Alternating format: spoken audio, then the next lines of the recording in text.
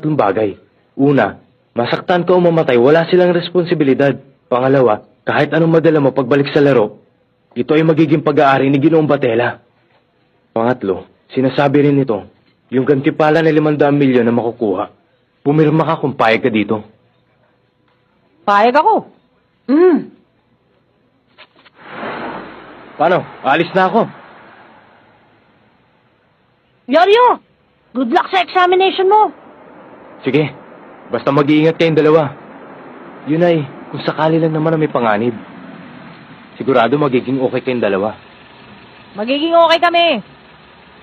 Yoryo, magiging doktor ka na kapag nagkita tayo ulit, di ba? Teka muna. Ibig mo bang sabihin hindi tayo magkikita sa loob ng 4 na taon?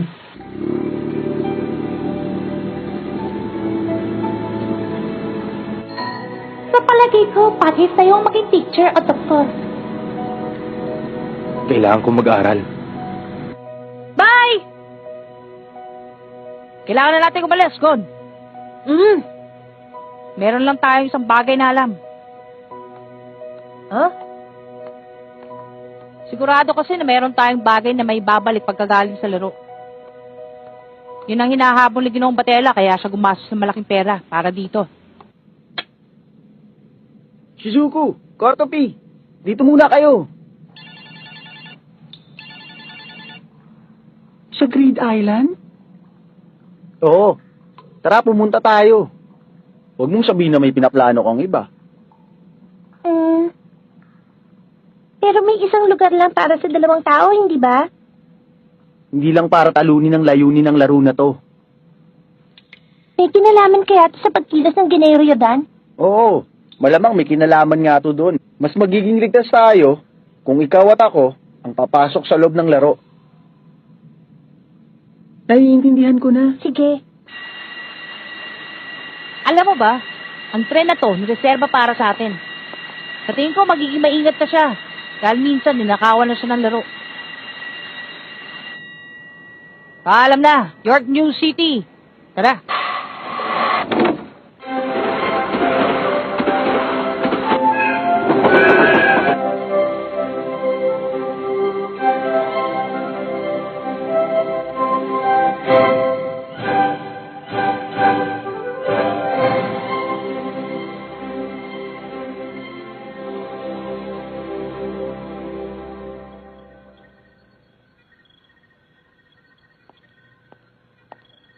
May gusto muna ako sabihin bago tayo magsimula sa laro. Sa larong ito, ang software na ginamit para malaman ninyo ay hindi independent. Kaya kahit anong klase ng hard drive ang gamitin ninyo, babalik kayo sa isang lugar.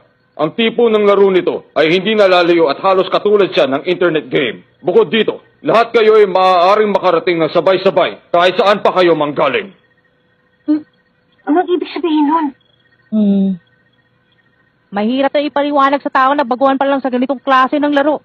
Ibig sabihin nito, pwede tayong maglaro ng sabay-sabay sa isang lugar. Ha? O pwede mangyari yun? Sa lahat ng klase ng laro na nandito? Hindi naman eksaktong ganun. Bahala na. Kaya ngayon, ipapasa ko na ang memory card sa inyo. Makakapag-umpisa na kayong maglaro pag pinasok nyo na ito sa slot. Kailangan natin pumili kung sino mauuna. Pag nakapasok na kayo sa laro, doon na ipapaliwanag sa inyo ang lahat. Maririnig nyo lang yun ng paisa-isa. Ngayon, kung sabay-sabay kaming mag-uumpisa, kinakailangan pa rin namin maghintay doon sa loob. Oo, ganun nga. Ngayon magdidesisyon na tayo para sa hanay ng mga maglalaro upang maiwasan ang gulo mamaya. Ayos! Desisyon na natin to sa bato, papel at gunting. Yung pinakamababang bilang ang mananalo. Magaling! Bato, pick!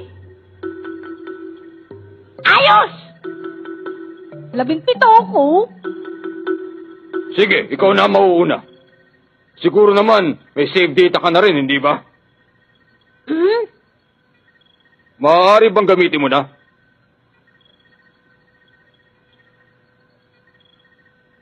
Hindi mo kailangan mag-alala. Alam mo kahit saan mo pa isinave ang data na hawak mo ngayon, sa isang lugar pa rin ang babagsakan mo sa oras na magsimula kang gamitin yan. Ang una dapat ay isuot mo muna ang singsing. Jin, Nararamdaman ko, nalalapit na ako sa'yo. Isang laro na maaari kong ikamatay. Hindi ko alam kung anong naghihintay sa akin sa loob. Pero, isa itong mensahe mula kay Jean. Titiwala ako dito at tutuloy.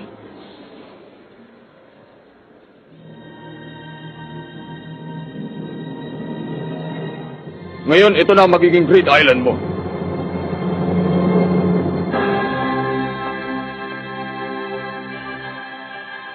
Hindi ko alam kung saan mo nakuha ang data mo.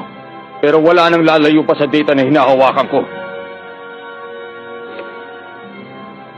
Pwede ka na mag-umpisa kung handa ka na.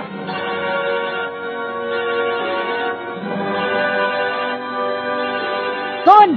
Hintayin mo muna ako sa loob pag narinig mo na ang paliwanag sa'yo. Oo!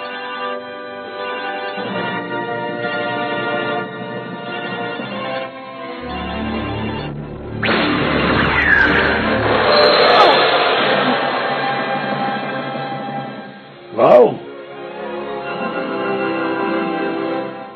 Pag lumitaw na ang katagang now playing sa monitor, ang susunod ay pumasok na rin.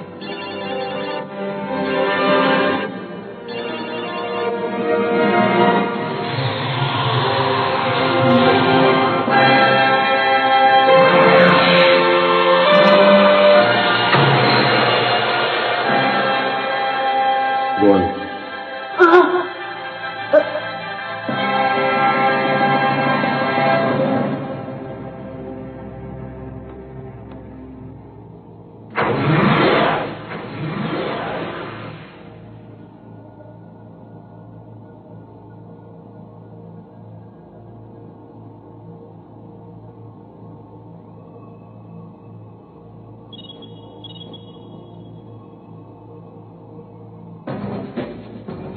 Papasok na ako. Jean,